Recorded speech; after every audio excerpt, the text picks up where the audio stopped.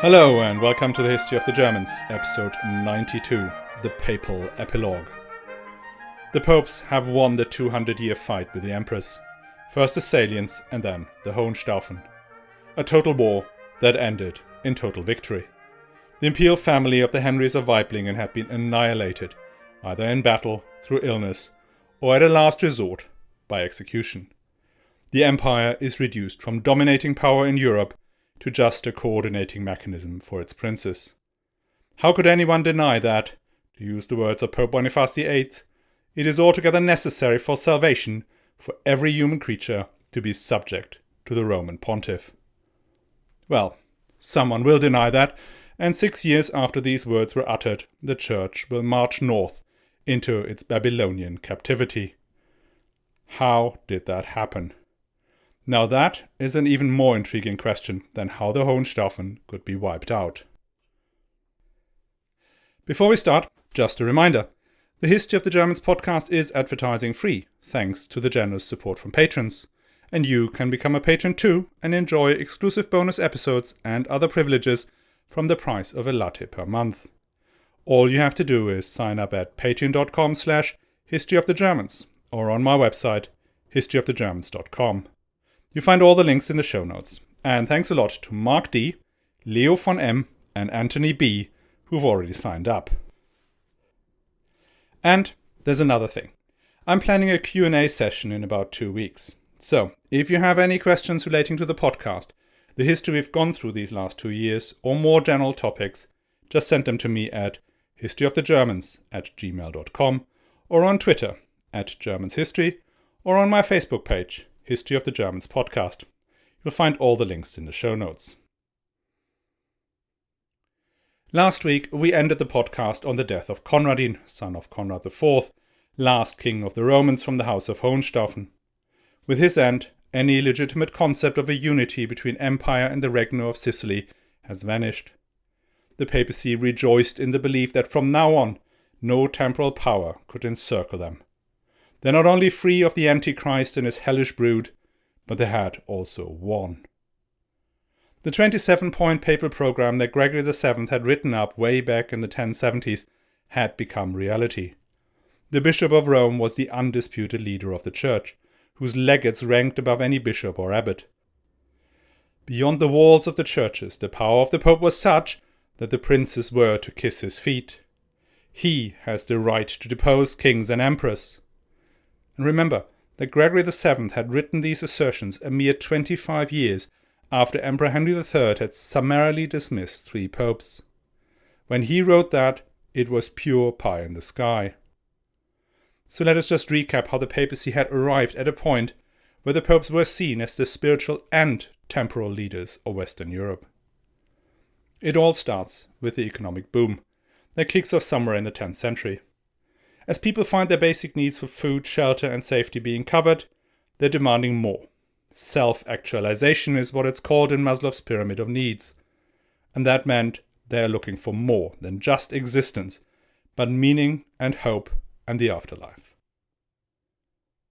Access to paradise, or at least a shortened period in purgatory, depended on the sinner's ability to obtain valid sacraments, specifically baptism, confession and the last rites, which meant that the quality of the clergy that administered these sacraments became a question of death and afterlife. Initially, the emperors had taken the lead in reforming the church. Otto III and Henry II, holy men themselves, saw their purpose in improving the spiritual well-being of their subjects, presumably more than their physical condition. Meanwhile, the papacy was in utter disarray. Beholden to the aristocratic mob in Rome, the pontiff had little of what we call today soft power.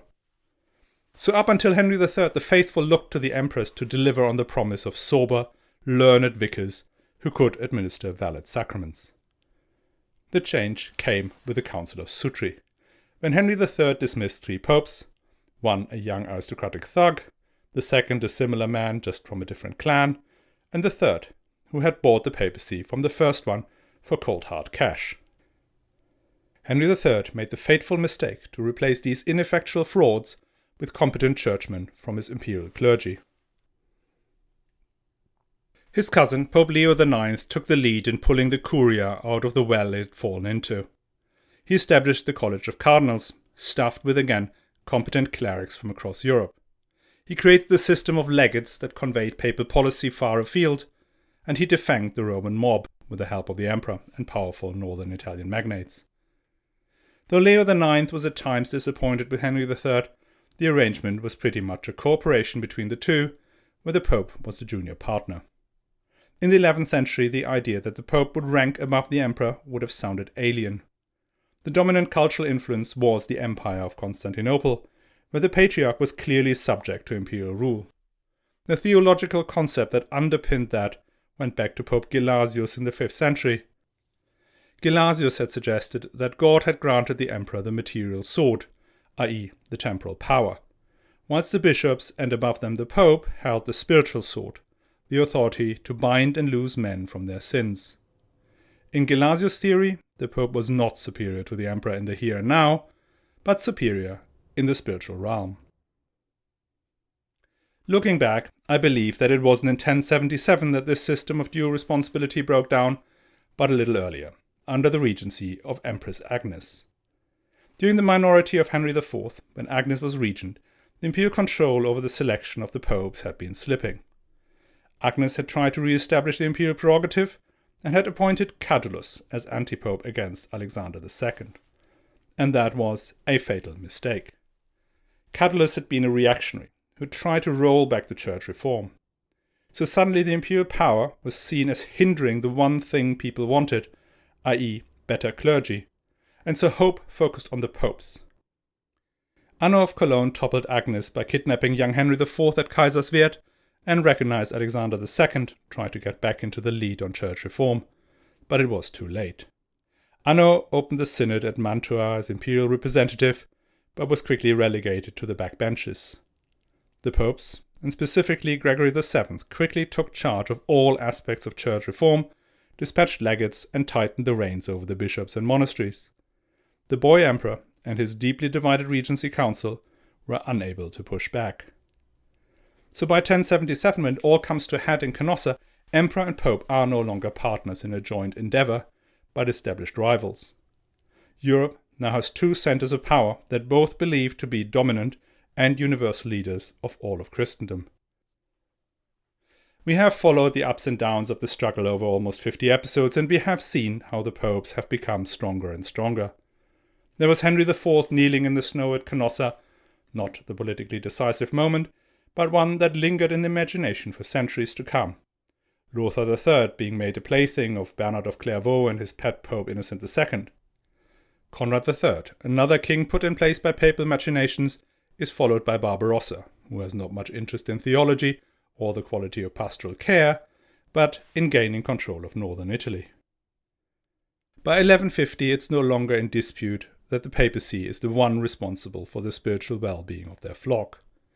That is on one hand a huge source of authority, but it also means that they can be blamed for anything that fails to meet standards. And standards are constantly rising as more and more people can afford to care about their religion. The popes end up having to fight on two fronts. On one side, they have to deal with the rise of charismatic preachers who live a life of poverty. Some they have condemned as heretics, and others they co-opt as mendicant brothers, like the Franciscans and the Dominicans. On the other hand, they're worried about the military and political power of the Hohenstaufen that is building up in Italy, threatening to encircle the church. Innocent III opens up a new frontier when he assumes direct responsibility for the Crusades, rather than being just an instigator and supporter. A man like Innocent III may be able to juggle all these three balls in the air without dropping any of them, but his successors can't, and balls begin to drop. Sometimes, as we've seen, the popes allow Frederick to expand his power in exchange for a promise of going on crusade.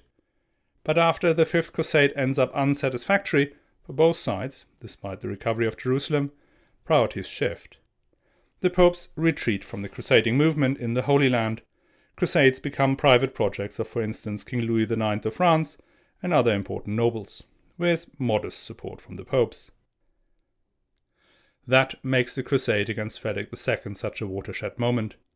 the papacy is converting the major religious endeavor of the Middle Ages into a tool to further its political objectives. Men are offered absolution for killing Christian soldiers. Money is gathered from the King of England. The churches are taxed to fund mercenary armies to invade Sicily. The Pope is no longer the institution that seeks the recovery of Jerusalem. But on the flip side, they achieve their stated political objective in 1268. At least, that's what it looks like. They have deposed both the imperial dynasty and the King of Sicily. The encirclement of the church is broken. But in all that, they have made two fatal mistakes, one political and one spiritual. One was to stray away from the reason they had been elevated to be universal ruler of Christendom in the first place, the promise of a reform of the church. The other mistake was their choice of champion for the crown of Sicily. So let's start with the latter. All good things come in threes, as the Germans say, so let me repeat for the third time who Charles of Anjou is. He is one of the two most ambitious men in the 13th century. He's already risen from 11th son of Louis VIII to first Count of the immensely rich county of Provence, and now to King of the even richer Regno of Sicily. Only a fool would expect him to stop there. The popes did get a foretaste of Charles' ambition when he came down to Rome in 1266. Though his deal with the Pope explicitly prohibited him from taking any positions in northern Italy or in the Papal States, he accepted the title of Senator of Rome, making him the master of the Holy City. Shortly after taking over as King of Sicily, he engaged himself in the Guelph Ghibelline fighting in Tuscany, which ended up him becoming Podesta of Florence and Lucca. In subsequent years, he brought all of Tuscany, even Siena and Pisa, under his control, at least temporarily. Now this starts to look increasingly like the encirclement of the papacy. But it is worse than that for the popes. Other than Frederick II, Charles has been able to gain control over at least parts of the College of Cardinals. We are now on our second French pope. The first had been Urban IV, the son of a cobbler from Troyes in Champagne. Urban had died in 1264 and was replaced by Clement IV, born in southern France, who had been the main sponsor of Charles' campaign to conquer Sicily. Both Urban IV and Clement IV had added cardinals from back home, so that the college was now roughly split 50-50 between Italians and Frenchmen, and the latter tended to support Charles of Anjou. After Clement had died in 1268, a few months after the execution of Conradin, Charles had sufficient allies in the conclave that he could prevent the election of a new pope for a full 3 years. In these 3 years, he expanded his position in Italy, and had his back sufficiently covered, he could go gallivanting on crusade. Now the ones who did not get covered were the cardinals. In 1271, the citizens of Viterbo, bored with the endless delays, locked the cardinals into the papal palace and removed the roof. This ended the longest conclave in history, 1006 days. The new pope, Gregory X, was, as it had to be, a compromise candidate. An Italian, but an Italian who had spent most of his career in France, making him palatable to both sides. Gregory X turned out not to be quite what Charles had ordered. The new pontiff organized a rapprochement between the Greek Orthodox and the Catholic Church, which removed any justification to attack Constantinople, something Charles very much wanted to do at the time. He also reformed the process of the papal conclave and established the rules still in place today, so as to avoid another 3-year vacancy of the throne of St. Peter. And he was the pope who received Marco Polo and his brother, who had brought letters from Kublai Khan. Gregory X opened negotiations with the Mongols, and they sent envoys to his council in Lyon in 1274 to negotiate military operations in the Middle East. Nothing came of it, though, since Gregory X died in 1276. Afterwards, the Church went through 4 more popes in as many years before, in 1281, Charles finally got what he wanted: a French pope. Pope Martin IV became the willing instrument of Charles' ambitions. By now, his plans had become a touch megalomaniac. He wanted to take a crusade into Constantinople to unseat the Greek Orthodox Emperor Merkel Palaeologos. From there, he would roll up the Greek islands and the coast of Asia Minor, assume the crown of Jerusalem, and finally take Egypt and North Africa. Charles' idea was to create a Mediterranean empire, even bigger than the one that the Normans under Robert Guiscard and Roderick II had dreamt of. In 1282, Charles began assembling an army to put his plan into action. Pope Martin IV had ordered the clergy across Europe to preach the crusade against Constantinople. This great effort required, as one would expect, a great many gold coins. And where could those be collected? In the Kingdom of Sicily, of course, where the bureaucracy and tax collection system of Frederick II was still very much alive and kicking. The taxes raised to fund the expedition to Constantinople was not the first exceptional tax Charles had raised in his new kingdom, and would not have been the last, since his expedition was likely to take years. As we've heard many times before, the Sicilians are less and less willing to accept the oppressive taxation. On top of that, the homegrown aristocratic leadership of the country had been replaced by foreigners, Frenchmen, Castilians, and Provençals. The streets were patrolled by French-speaking soldiers. This combination of foreign oppression and excessive taxation created a powder keg. And that bomb went off on March 30th, 1282. A drunken French sergeant had accosted a Sicilian lady outside the church of Santo Spirito in Palermo, just as Vespers were about to begin. Her husband did not take it lightly, and a fight ensued, at the end of which the Frenchman lay dead. Here is Stephen Runciman's description of what followed. Quote, "To the sound of the bells, messengers ran through the city, called on the men of Palermo to rise against the oppressor. At once the streets were filled with angry armed men crying, 'Death to the French!' Every Frenchman they met was struck down. They poured into the inns frequented by the French and the houses where they dwelt, sparing neither man, women, nor child. Sicilian girls who had married Frenchmen perished with their husbands. The rioters broke into the Dominican and Franciscan convents, and all the foreign friars were dragged out and told to pronounce the word Kikeri, whose sound the French tongue could never accurately reproduce. Anyone who failed the test was slain. By the next morning, some 2,000 French men and women lay dead, and the rebels were in complete control of the city." End quote. Now, I do apologize for the mispronunciation of the Sicilian in this section. Please don't kill me for that. These were the famous Sicilian Vespers, an event that put the fear of God into many European rulers who were all experimenting with new taxation models. Charles mustered his army on the mainland and prepared to get his island back. The rebels needed the help of a professional land force and, most importantly, a navy to repel their king, who would have all of them hanged, drawn, and quartered. So they called upon King Peter III of Aragon for help. Peter not only had a formidable navy based in Barcelona and the Balearics, he also was the husband of Constance, the daughter of King Manfred of Sicily and granddaughter of Frederick II. Peter III and Constance arrived in Palermo in September, and by October the last of the Angevin soldiers were driven from the island. That is the Hohenstaufen revenge I mentioned last week. But now comes the interesting bit. Pope Martin IV excommunicated Peter of Aragon and put Sicily under interdict.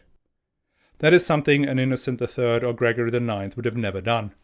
Charles of Anjou had become far, far too powerful. He had encircled the papal lands and he had penetrated the College of Cardinals. He was on the verge of acquiring a Mediterranean empire in which the Pope would be nothing but a vassal. So by all accounts the Pope should have rejoiced at the Sicilian rebellion and the arrival of a new power that could keep the Angevins in check. But he did not, because he could not wiggle out of his iron grip. Charles of Anjou had achieved what Frederick II never could have, and may not even have wanted to: total control of the papacy. Martin IV died in 1285. His successors, Honorius IV and Nicholas IV, continued to prioritize the recovery of Sicily for the House of Anjou above all else. Not even the fall of Acre in 1291, that put an end to the Crusader states in Outremer, could shake their perceived mission to help Charles and now his successor, Charles II. When Nicholas IV died, the cardinals, despite the new rules about papal conclaves, had another serious round of disagreements about who should become pope now. The French majority in the College of Cardinals that had prevailed earlier had succumbed to the climate and unfamiliar diseases, so we're back to a 50-50 split.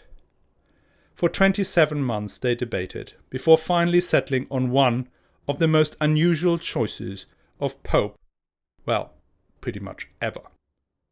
Pietro del Morone was an 85-year-old peasant who had lived for more than 6 decades as a hermit in the Abruzzi mountains.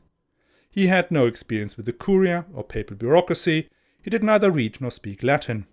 But he had appeared once in the papal court of Gregory X, where he allegedly hung up his coat on a sunbeam.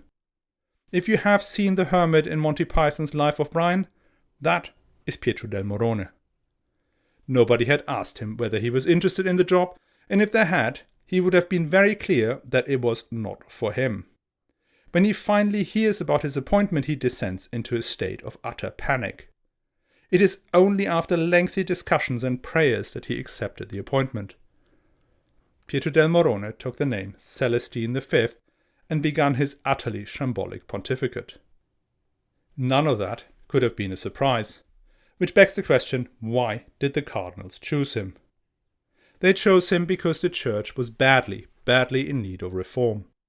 It was not just the abuse of the powers of excommunication and crusader absolutions for political purposes that had eroded its standing. Money had become a constant criticism. The popes had been demanding levies from churches in France, England, Germany, and everywhere else in Europe, ostensibly for crusades, but these crusades never happened or were directed against the enemies of the pope. Cardinals, on the other hand, were dressing in ever more elaborate garb and lived in ever larger and more luxurious palaces. In the last 20 years, another strain of papal behavior had become more prevalent. Nepotism, i.e. the elevation of members of the current pope's family into key positions in the church. That was an old tradition. But under, in particular, Nicholas IV, it became ridiculous. Almost a third of the College of Cardinals were his nephews and other family members. And none of these changes happened in secret. The laymen heard their vicar preach against the emperor and his vast range of sins, but then they also heard about the fall of Jerusalem in 1244 and the loss of Acre in 1291. They saw the tithe they had hoped would go into the building of their mighty new Gothic cathedral be sent to Rome to fund mercenary armies in wars against Manfred of Sicily. If you read through Matthew Paris, a big chunk of the narrative is taken up with complaints about the money sent to Rome by King Henry III. And this was one of the main complaints that led to the Second Barons' Revolt. The French nobles found that their king's crusader zeal was constantly hampered by papal interference, something that likely have trickled down into the population at large. Something had to change, and the cardinals believed that the election of a pope who was the closest thing to a living saint they could find will get the church back onto the wagon. Oh boy, did that backfire. Celestine V may be a near saint and have a great following of devout lay people, but he was utterly incompetent when it came to managing the cutthroat politics of late 13th century Italy. Barely crowned pope, he finds himself living more or less as a prisoner of King Charles II in the Castello Nuovo in Naples. Celestine V was a perfect pope for Charles II, mainly because he was in the habit of granting any wish anyone brought to him. But for the Curia, Celestine V was an unmitigated catastrophe. Instead of improving the standing of the church, the papal hermit, wearing rags and praying constantly, provided a very uncomfortable foil to the cardinals in their splendid scarlet robes and ruby-encrusted crosses. No wonder, he lasted only a mere 5 months. Though, other than previous incompetent popes of advanced age, he did not have the decency to die. He abdicated. This is the first official papal abdication, and the only one before 2013. The architect of this abdication was the Cardinal Benedetto Caetani, a man who was the exact opposite of our holy hermit. Sophisticated, a papal diplomat with 40 years' experience, an able administrator, and from a Roman aristocratic family with papal connections. The story goes that Benedetto Caetani had introduced a secret speaking tube into Celestine's cell at the Castello Nuovo, and in the small hours of the night simulated the voice of God warning the pontiff of the flames of hell were he to continue in his office. On December 13th, 1294, Celestine V gathered his cardinals, took off his papal vestments and read out a formal abdication letter drafted by Benedetto Caetani, who was, surprise, surprise, immediately thereafter elected as Pope Boniface VIII. Boniface had always been a staunch supporter of the Angevin cause, which is why Charles II allowed him to be crowned in Naples and let him leave for Rome with his predecessor in tow. When Boniface VIII and his cardinals reached Rome, they found that old Celestine had absconded, presumably trying to get back to his hermit hut in the mountains. It took the papal minions a while to catch the old man, who seemed to have been still quite fleet of foot. When he is brought before Boniface, he utters a prophecy. "You have entered like a fox. You will rule like a lion, and you will die like a dog." After that, the ex-pope was locked up in a remote castle, where he died a few years later. Boniface VIII was indeed in many ways a lion amongst the popes. He founded the University of Rome, codified canon law, re-established the Vatican Library and Archives. And note, he actually spent some time of his pontificate in Rome, something few of his predecessors had been able to. And he was also able to push back against the encroachment by the Angevins. Now what he had nothing of, though, was spirituality.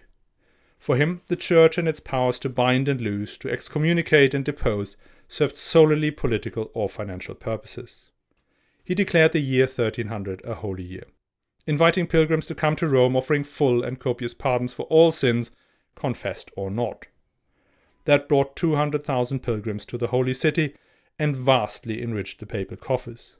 The crowds were so huge, the main basilicas introduced one-way systems for pilgrims to pass along the great relics, whilst the sacristans needed rakes to gather up all the money offerings. Dante sets his Divine Comedy in the year 1300, and the regimentation of the crowds in hell is modelled on the management of the pilgrims on the Ponte Sant'Angelo. The other thing Boniface lacked was any kind of diplomatic finesse. Conciliation or compromise were alien concepts to him. That brought him quite quickly into conflict with various monarchs in Europe, most specifically with Philip IV, the Fair of France. The conflict began when Philip put a heavy tax on the French clergy to fund the 100 Years' War that was just about to kick off. Boniface used the opportunity to state once and for all that no church in Christendom could be taxed by a mere monarch without the express permission from Rome. Philip responded by banning papal tax collectors from entering and leaving France, thereby cutting the curia off from one of its main sources of income. At the same time, Boniface got into a spat with the powerful Colonna family in Rome. Some Colonna supporters had hijacked a transport of gold bullion destined for the Vatican, possibly encouraged to do so by King Philip. In response, Boniface placed garrisons into the main Colonna strongholds, had 2 Colonna cardinals, who had nothing to do with the affair, stripped of their rank, and excommunicated the family en masse. But his most implacable opponents came from within the church itself. There is a more radical wing of the Franciscans, and they had been shocked by the managed abdication of Celestine V. For these minor brothers, who pursued a life of asceticism and poverty, Celestine had been the ideal pope. The angel pope, sent to defeat Antichrist and bring on, that old chestnut, the 1,000 years of bliss. They loathed the worldly Boniface and all he stood for. They accused Boniface for having killed Celestine V, the true legitimate pope. There we are. By a wondrous twist of fate, it is the pope and not the emperor who is now denounced from church pulpits. The Franciscans are calling him out not just for his nepotism, avarice and simony, but for the full gambit ranging from murder, illegitimacy, idolatry and sodomy. Just replace the name Frederick II with Boniface and you get a rerun of the PR campaigns of the 1240s.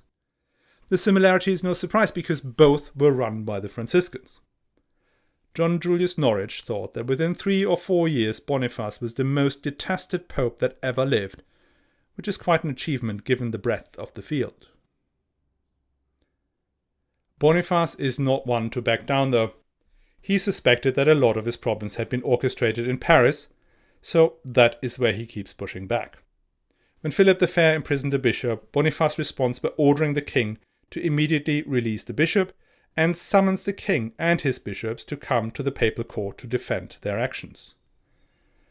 Philip obviously refused, but surprisingly 39 French bishops show up in Rome in November 1302. There, Boniface fired his final broadside. Based on liberal quotations from our friends, Bernard of Clairvaux and Thomas Aquinas, he offered the broadest definition of papal absolutism in his bull Unam Sanctam. That is the famous quote, "It is altogether necessary for the salvation for every human creature to be subject to the Roman Pontiff." End quote. That was clearly directed at Philip the Fair, who retaliated by having his Franciscans adding more to their song sheet. They now accused the Pope of sorcery, forcing priests to violate the secrets of confession, and, worst of all, having said he would rather be a dog than a Frenchman.